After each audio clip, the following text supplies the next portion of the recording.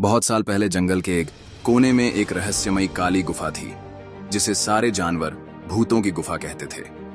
हर कोई उससे दूर भागता था, क्योंकि माना जाता था कि वहां कोई भूत रहता है जो अंदर जाने वाले को कभी वापस नहीं लौटने देता। लेकिन एक था शेरू, एक निडर, जिद्दी और होशियार शेर का बच्चा। उसे डर से नफरत थी और उसे अपनी बहादुरी साबित करनी थी।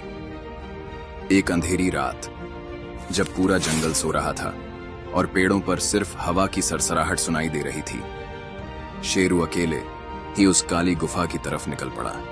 जैसे ही वो अंदर गया, गुफा का दरवाजा अपने आप बंद हो गया। धड़ाम! चारों ओर घना अंधेरा था और अजीब सी फुसफुसाहट सुनाई दे रही थी। लेकिन शेरू डरा नहीं।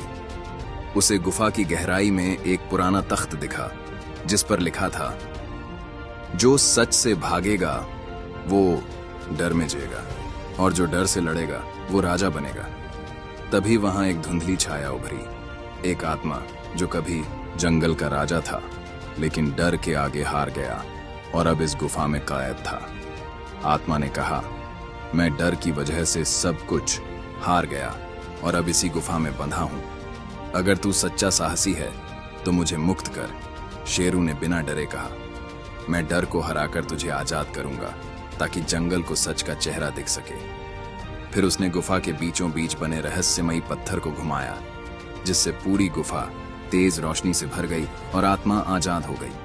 तभी गुफा का दरवाजा खुल गया और शेरू बाहर निकला।